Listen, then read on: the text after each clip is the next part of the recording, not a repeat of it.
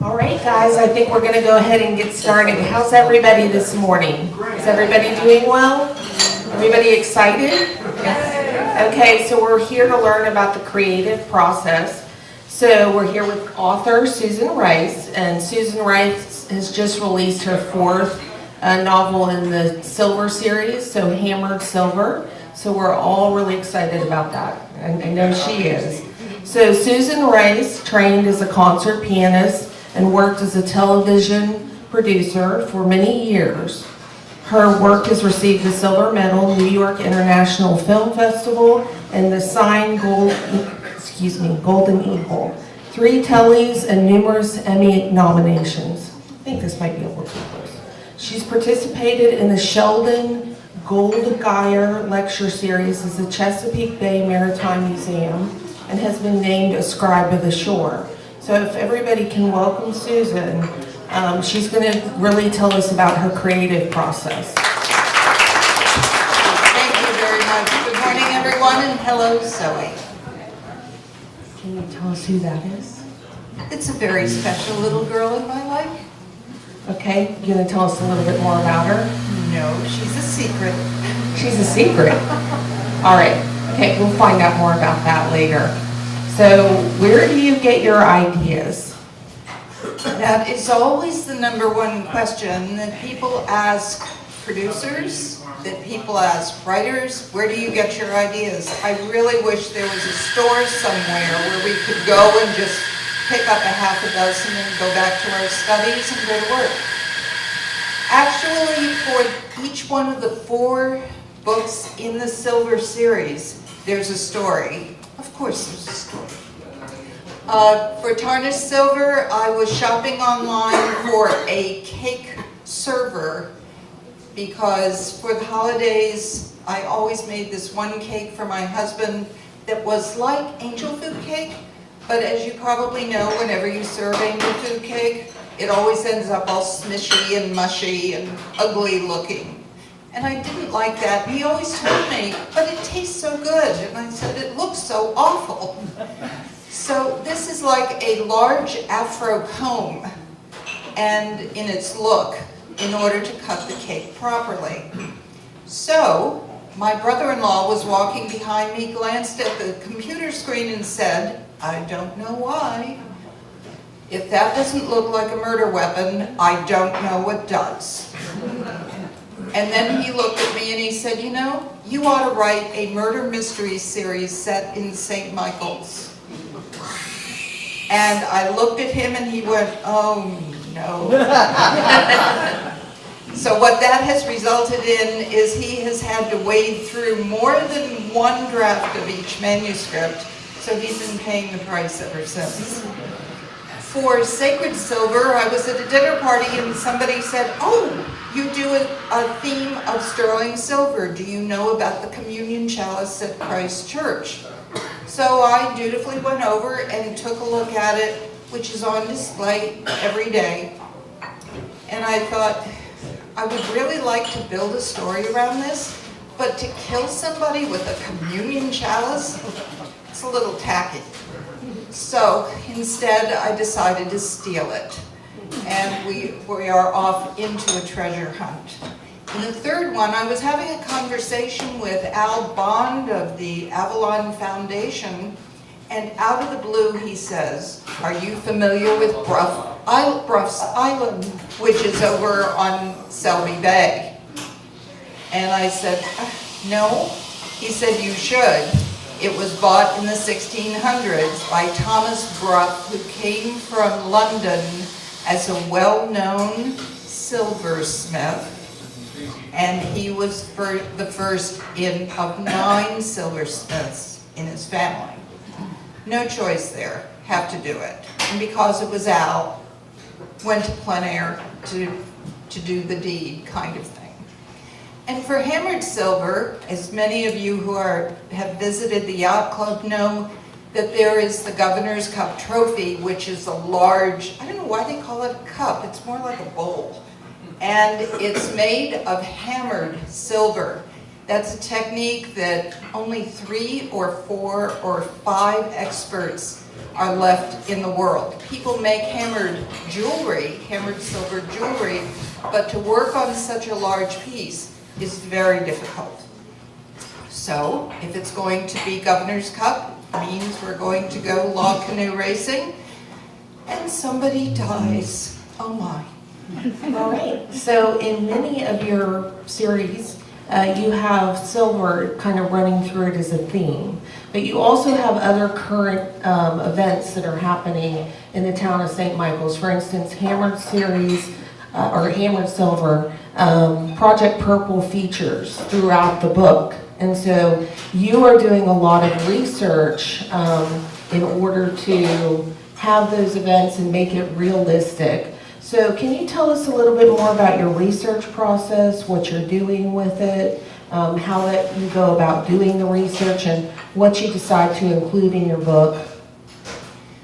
Okay, this was not a setup, but I want to thank Dana and the Talbot County Free Library, because she has hired and has on staff and keeps happy the most wonderful group of librarians who see me coming and say, okay, I got my pencil out, what do you need to know about now? So they're an excellent source, and what they've taught me is librarians do not know everything, but they know how to find out, and that's what's important. So thank you, especially in the Maryland room with Becky, it's terrific. In this case, I did the research for an aspect of Hammered right out here in the parking lot. One afternoon, I was walking by and a couple, 3 I think, of our police officers here in St. Michael's, we are on a very friendly basis because I have to get it right as far as the police jurisdiction, the procedures, all of that sort of thing. So we were standing there and I said, okay guys, you're always good about preventing crime. I'm going to give you an opportunity to commit a crime. I need a murder weapon. I need a way to kill somebody. And it's kind of funny when somebody else is walking by that doesn't know us and they overhear this. Oh dear. So all 3 of them were standing there and they immediately said one word: opioids, which shocked me, but okay. And that, after a conversation there, that led me to Sheriff Joe Gamble up in Easton, and Lucy Hughes, who started the Project Purple with the club here in the county, and we were off, and things just started to fall together. And instead of just limiting it to, well, so-and-so finds a pamphlet in the car, I decided to have one of the characters actually going through the experience. So it was a difficult research project for me on that aspect. Drugs haven't really been a part of my life. So it gave me the opportunity to meet people who have met the addiction and are triumphing over it. All right, so Project Purple's been a big initiative in the county starting back in September, August, and you made that a big part of the latest title, Hammered Silver. How did you decide to include that in your book? Well, as I said, I needed a murder weapon, so I guess that's a little bit of a spoiler, but my goodness, how do you do that when it's out in the middle of the river during a race? So that's all I'm going to tell you for right now.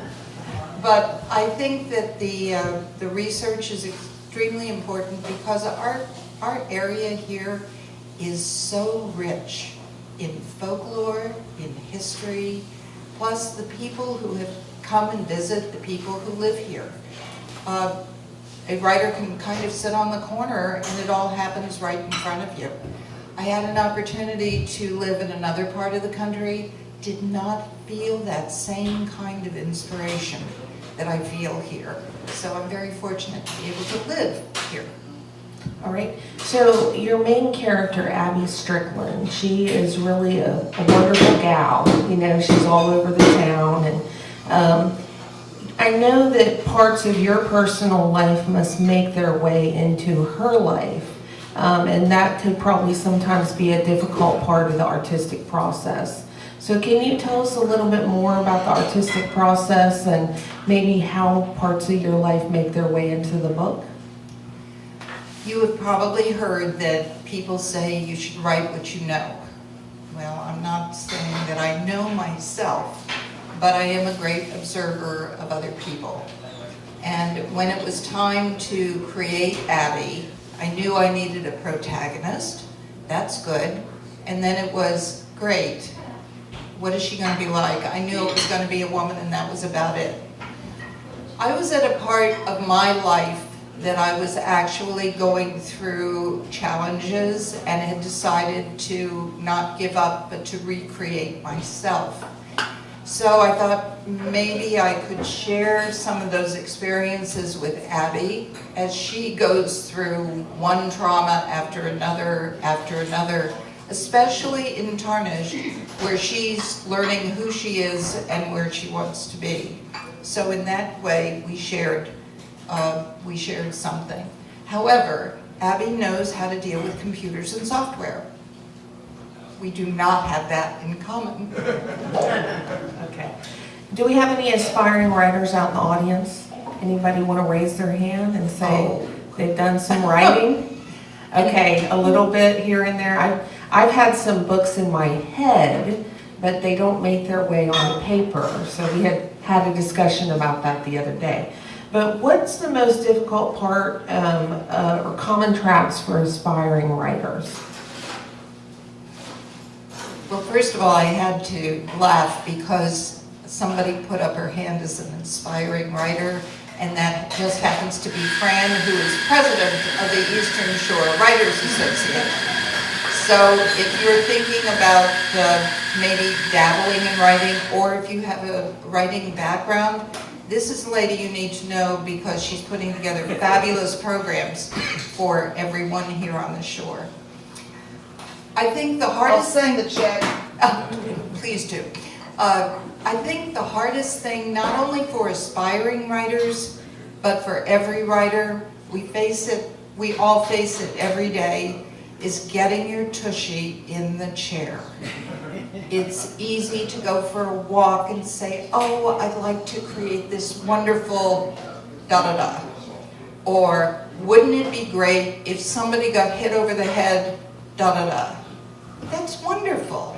But if you don't go back and either use a pen and paper, use a typewriter, and there are those who still use it, or sit down at the computer and just start wiggling your fingers, it doesn't work.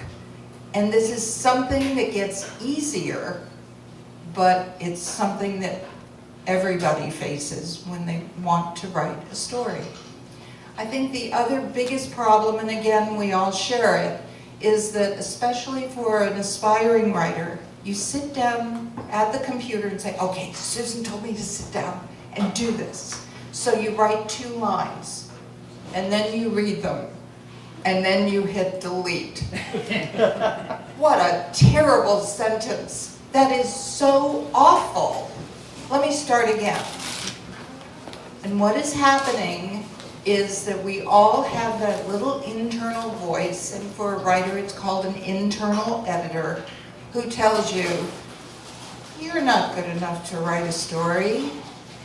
Oh my goodness, look at that sentence.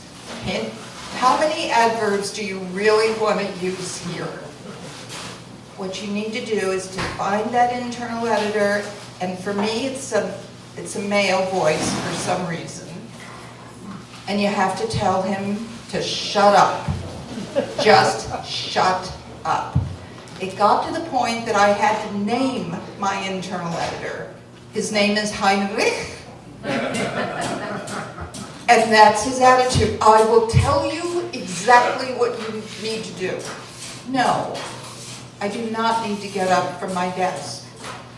And if he really gets loud, I call him Heine, and he hates it. So he leaves. So there are little tricks to help you do what you really want to do. And once you get the words down on the paper, then you can start editing and working. But don't put yourself through the editing process when you're first starting out with your story. That's very important. All right. You talked about some of the difficulties in writing, but what energizes you to write?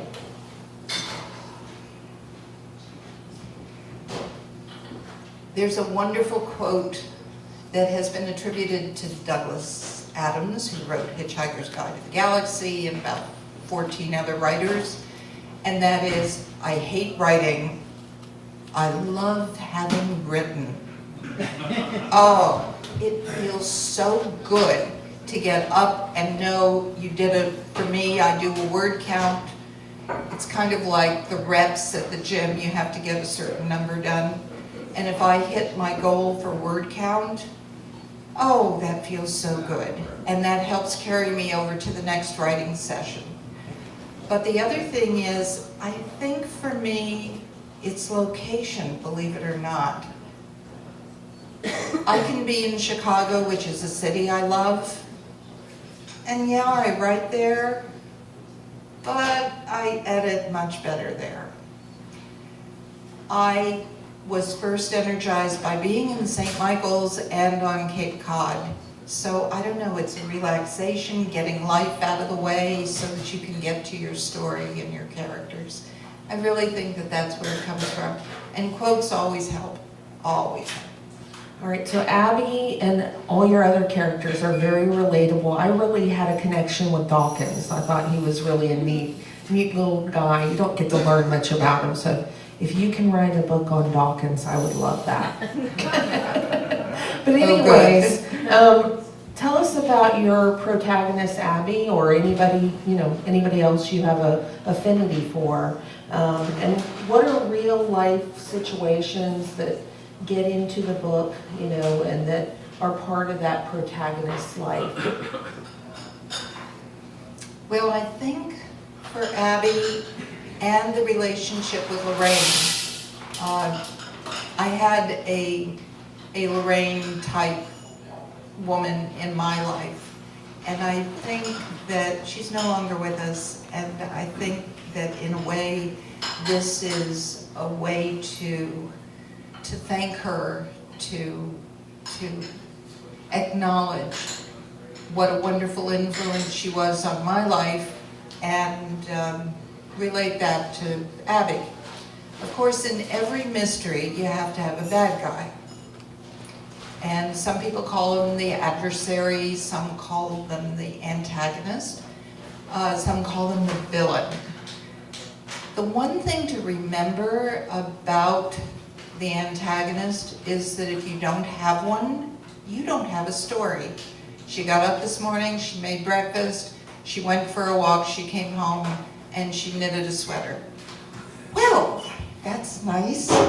She got up this morning, she choked on her breakfast, she got over that, she went outside and got hit by a car. Oh my goodness, I think we have the start of a story.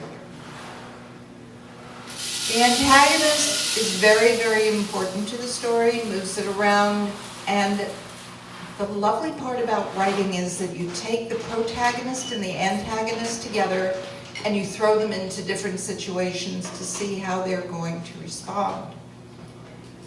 But the one thing you have to remember is that the bad guy is not really all bad, just the same way as the protagonist is not really all good. And if you think, for me, when I think about an antagonist or the bad guy, I think about Darth Vader. There's no question in Star Wars that he is the bad guy. But you know what? He's the hero in his mind of his own story. So if you look at it that way, then you start creating a villain who's not like the old silent movies where he's twisting his mustache. They become interesting and more fun to play with, and gives it a lot of latitude in their development. All right, thank you. So I know that antagonists and protagonists and characters in general can live in people's heads for a long period of time. So I told you I was going to throw you any curveballs, but I have to throw you this curveball. How long has any of your characters lived in your head before you get them down on paper? Do you immediately come up with an idea and then you have to transfer it to paper? Or does it kind of reside in your head for a while and you think about it and then somehow it makes its way to paper? What's that process like? Oh boy. I told you if you threw me a curve, I was going to answer with one answer question. Oh dear, but this is going to require more than one word. Emily has been living in my head now since the 80s, and she's a little girl who was born in my mind when I was at Epcot Center on the day they released. A friend of mine is the head of the Land Pavilion, and he invited me in to watch the release of 10,000 ladybugs as the way for them to control their aphid infestation. Okay, that's all the science there's going to be here. And I suddenly thought, what if there was a little girl who made a wish, because the only bug we seem to touch is a ladybug. I mean, you don't pick up a cockroach and say, oh, how cute. And what if she made a wish and she was suddenly the same size and nose to nose with that ladybug? So Lily's wish has been living for more years than I want to know. And I think that because I must have been waiting for little Zoe to be born, and now that she's here, I think it's time for me to write that particular story. But sometimes you find characters in a different way. I have a television miniseries property right now that's out in Hollywood, and these 5 main characters were born and derived from a small story in the style section of the Washington Post. And they actually existed, and they lived what became, in my research, a lost story of World War II. And I actually feel kind of like they've moved into the house. We're running out of beds. They become very real, and in some cases I kind of feel like they're talking to me. No, don't call the doctor. But they don't live, my characters really don't live with me for a long time. It's like they're saying, okay, this is that, now sit down and write it. So I imagine, again, going back to your research process, that's a really interesting process, and you get to meet a lot of interesting people. You described several characters in this latest Hammered Silver that are pretty interesting, that Librarian of Congress, for example. So can you share some stories about some people that you met along the way in your research process? Well, one happens to be a friend. It's Jim Dawson, who owns the Unicorn Bookstore, which I'm sure you're familiar with down in Trapp. I love to call him because he has so many strange little esoteric tidbits and stories. So I knew I was going to be doing a story about log canoes. So I called Jim and I said, okay, what have you got for me? He paused for about 4 seconds, as usual. And he suddenly started telling me a story about an actual murder that happened on the bay in 1899. And one thing led on to another, and he said, no, you gotta look into this. And I said, it's not a log canoe. And he said, yeah, but the captain who was murdered was the owner of a buy boat, and he used to be an oysterman who used to tong oysters from a log canoe. Okay, here we go. So one thing led on to another. I started doing research about it, and I started reading the newspaper coverage of this very gruesome murder, and no, I won't ruin your breakfast. The one thing that struck me was the family loyalty and mutual support that came out of these stories. The murder happened over in the Patapsco River on the western shore. The body of the captain was taken to Baltimore. The family lived here. The captain lived here in St. Michael's. But 4 members of the family from here in 1899 traveled to Baltimore to escort the casket back. One of those women was 74 years old. That's commitment. And then I could understand it because the librarians sent me to meet somebody named Betty Cock Seymour, who is a descendant, direct descendant of that family who also lives here in St. Michael's. That family loyalty, that sense of commitment came through after all these years, down through the bloodline. And that's what really inspired the mystery part of Hammered Silver. So you never know. You just never know who you're going to meet. And as if you live here in St. Michael's, you never know who you're sitting next to at the coffee shop. Everybody has stories, and the people who are here are very interesting. So in many stories and in many television shows and in movies, we all hear about this thing called writer's block. Do you experience writer's block? Do you believe in writer's block? And if so, how do you overcome it? When I was working in television, I didn't experience writer's block because I started in news. So there you are in the newsroom and the story comes in and you have to write it up, right? You can't say to your editor, wait, I'm not ready. So you've got the time commitment and it's breaking news, so you have to go. So I had very good training in that sense. But during a point in my life, there was great upset going on and I was trying to force myself to sit in the chair and work on a new project. That's fine, except it wasn't coming. It just wasn't coming. So I went to a friend of mine who lives here in St. Michael's, who is a retired film writer and filmmaker. He worked in New York. I went to him and I said, oh my God, I have writer's block. And he said, no, you're gonna be fine. We'll talk you through it. Talk therapy is very efficient. Okay. So he invited me to meet him for lunch over at the Miles River Yacht Club.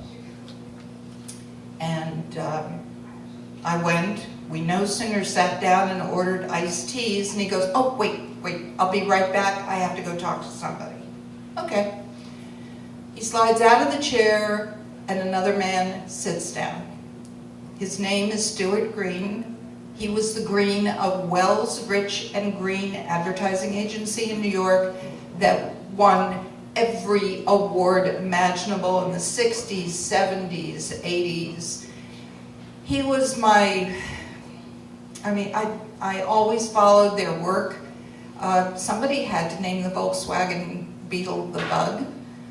Somebody had to do the Alka-Seltzer commercials that walked away with every festival and every award.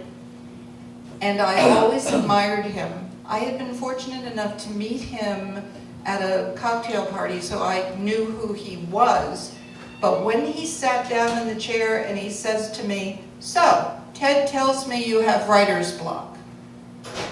I felt like I was facing my mother and I had an unmentionable disease or something. It was terrible. It was so embarrassing. And I went, no, everything's going to be fine. Don't worry about it.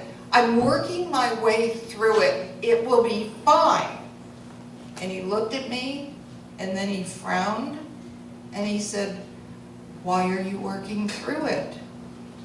And I thought, oh God. This is when he says to me, I've read your stuff, it's lousy, go get a job at the grocery store, whatever. Instead, he said, why are you working your way through it?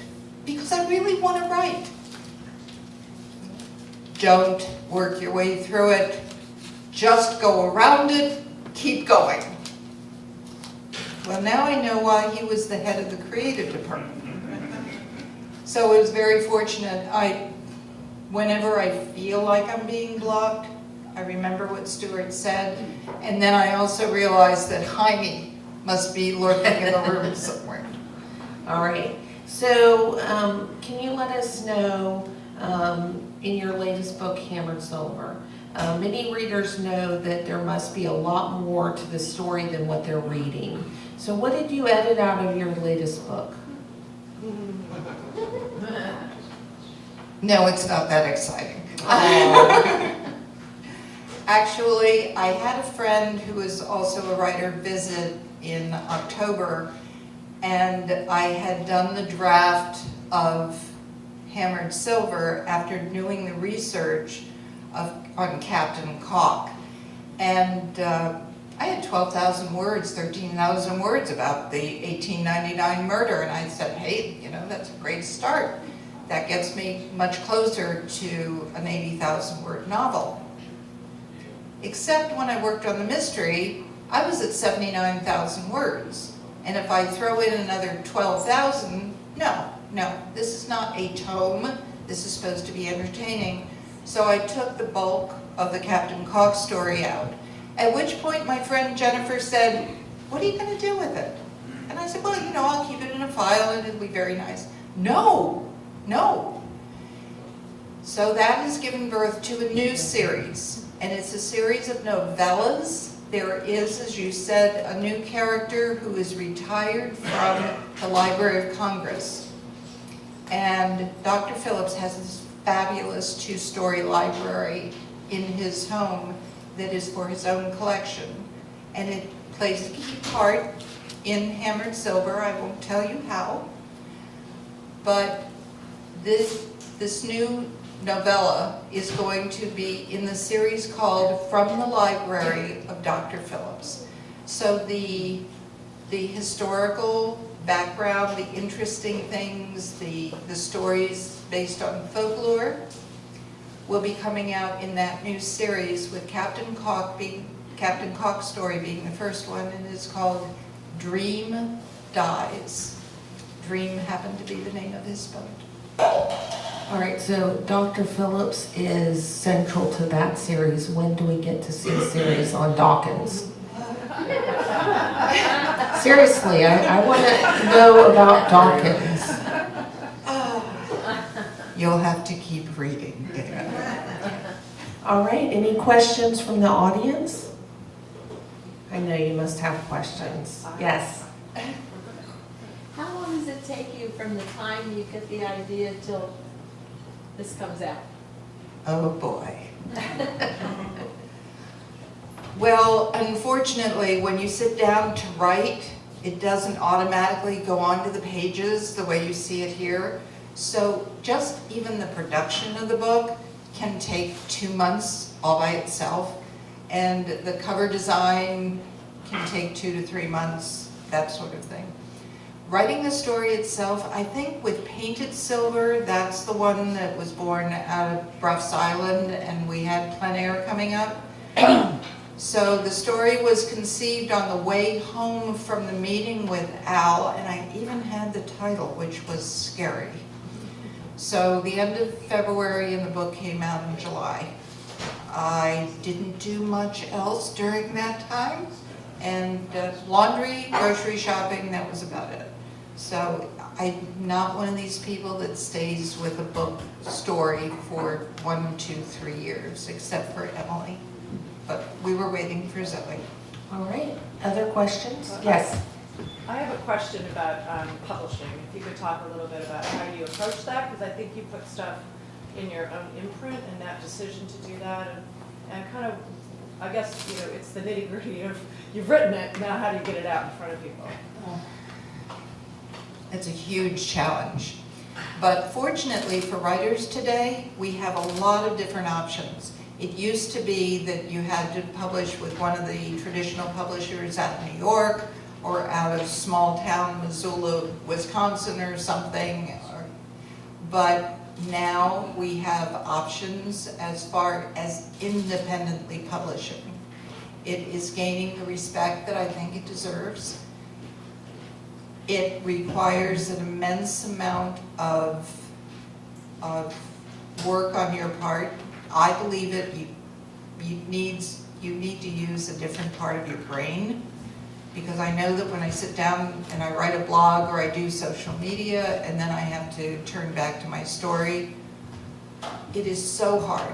If I'm out walking in random places, it's probably because I'm trying to make the shift back to really doing creative writing. I made the decision myself because I wanted control. With all of that work comes a lot of responsibility, but it also gives you the control.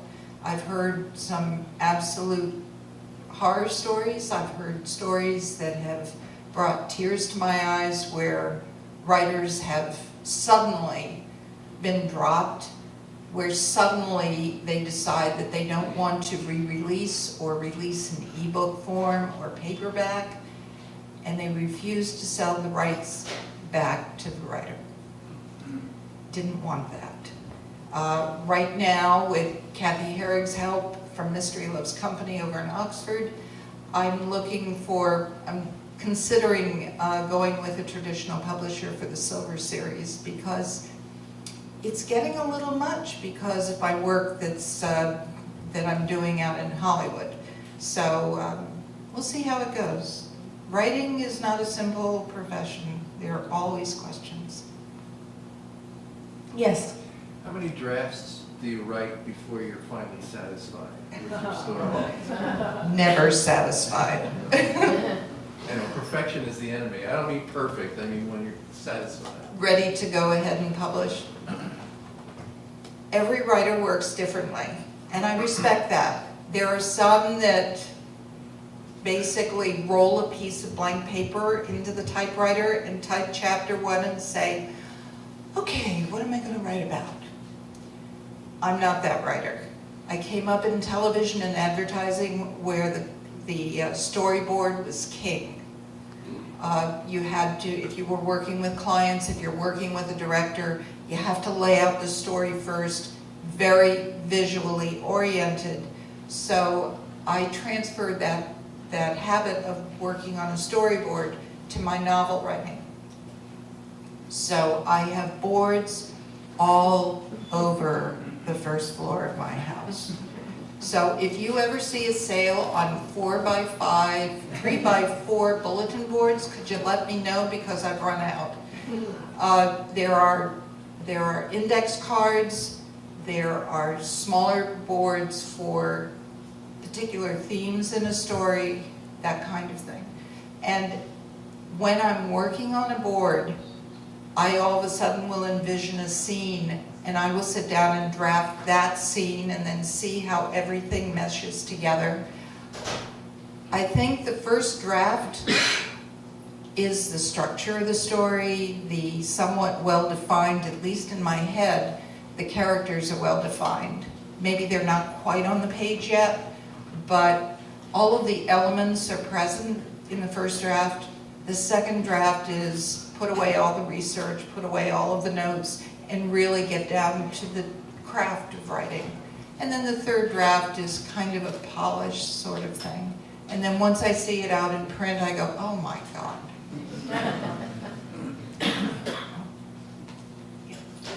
So how far out do you envision a series, and how do you know when the series is done? I don't know. I have envisioned a new series other than the series of novellas. This new series is going to be set in Georgetown in Washington, and the first book in that series is Georgetown Ashes. But with that series and with the Silver series, I'm not seeing the end yet. So I figure the muse told me when to start it. Maybe the muse hopefully will tell me when to stop. All right, any other? I just found it very interesting in this world of online research and Google, that you're out there talking to librarians at the St. Michael's Library, and you're venturing off to the bookstore and Trap and all of that. Obviously, there's an advantage to getting out there. Google is wonderful, and that's the first place I start. But I actually, with Hammer and Silver, ran into searches that I didn't get the return, the hits that I wanted, which really surprised me. The other thing is, I wanted to go and get the feeling, I spend time with people who own and sail log canoes, and being with them and watching them talk about their sport. Oh my goodness, you think baseball has its followers and football? Oh my goodness, these people are rabid. They just glow with the love of their sport. And I wouldn't have gotten that from Google. Librarians answer my questions, but they also raise questions. And I love it when I get challenged, because there I am and I'm feeling very confident, and then I'll get a question from one of your people and it's like, oh, back to the study, back to work. So I think it's really good to get out, because if you're writing about people and places and things, you need to be with those people, places, and things. And I think that's why your characters are so relatable, because you can see the human touch to them. So, other questions? Yes. This is an easy one. We sit down to write, we have so many words we want to write. What's your number before you get up from the table and walk away? Well, I'm afraid I don't hit that number in one sitting, because I have been sitting too long, and the doctor has been beating me up, and my exercise person has been beating me up, and my yoga person has been beating me up, because my back is done. I will sit there and I will be so enthralled with what I'm working on, and then, oh, I need a cup of tea, and I can't get out of the chair. So my friend who turned me on to Yes, You're Gonna Write from the library of just sent me a wonderful little trinket from Amazon. It's a cube, and it's battery operated, and you set it for 5, 10, 20 minutes, and it yells at you. And she says, when it goes off, get up. So I do it by the day now. So my goal is 2,000. Any other questions back there? How do you find a good editor? I would imagine a lot of it is word of mouth, but to find an editor you trust and go back to over and over again, what was your process, and what would you expect to pay a good editor for those services? Oh dear. Finding an editor, if you're going to independently publish, is hard. But also, if you're going to be traditionally published and the publisher gives you an editor, that doesn't guarantee that you're going to have a good relationship with that editor. I've heard stories of, I hate her guts, he drives me crazy, and whenever I'm editing a manuscript with this person, I do it gritting my teeth. Hopefully that's not the relationship that you have with your editor.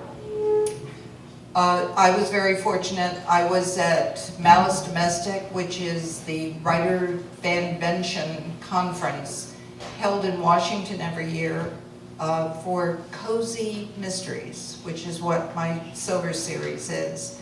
And Lee Goldberg, who developed the Monk TV series, was being honored, and we were thrown into a conversation. And I asked him just that. I said, it's easy for you, because at that point he had, oh, I don't know, 33 novels? Good. Plus he's writing television, so I guess it can be done. I don't know. So he said that if you are going to independently publish, you must have an excellent cover and you must have an editor. And I said, that's fine for you, but how am I supposed to find somebody? So he said, well, I can recommend you to my publisher. Yes, that's wonderful. But you have to apply. So I wrote the email, she requested 3 chapters, and then she said, okay, you can send me your manuscript, I'll take you on as a client. And initially, for review on your manuscript, you can pay, for a good one, you can pay between $1,000 and $2,500. But I will tell you that at first I didn't think it was so good, but when her comments came back, fortunately the first paragraph was glowing because the rest of the paragraphs came out to 25 single-spaced pages. And she told me that I was a good writer, but I had broken every rule of writing a mystery. And she took me under her wing and she put me through boot camp. And let me tell you, if you haven't read 9 James Patterson mysteries in 2 weeks, you haven't lived. So she put me through this, and then she started asking the questions, what did you like about this writer that perhaps you want to incorporate or see in your own work? And what did you hate about these other books? And what do you absolutely not want to see in your work? And that, I think, is one of the #1 teachers as far as taking control and becoming more of a master of your own writing. I think going to writers' conferences and meetings is good, because then many times the editors will come and you can talk to other writers and get recommendations. So you just can't give up. You got to keep going. All right, any other questions? Yes, way back there. Yes, what about your thoughts on self-publishing companies? What? Self-publishing companies?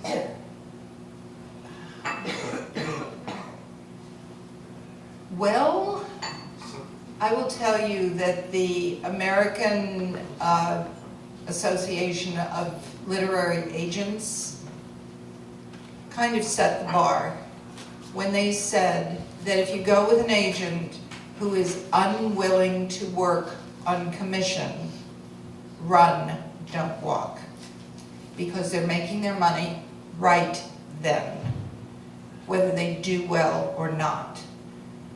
I would suggest joining organizations like the Eastern Shore Writers Association, going to writers' conferences, talking to people. That way you have more of a one-on-one relationship and a better understanding of what these companies or individuals can do for you.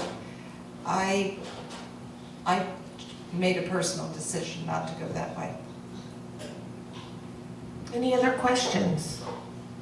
All right, Susan, we want to thank you very much. It's been a wonderful into the life and creative process of a writer. We do have Susan's books back here with Kathy. If you would like to purchase one, the whole Hammered Silver series is there, and I'm sure that you would be happy to sign a book for somebody. So thank you very much for coming today. Thank you so much. You too.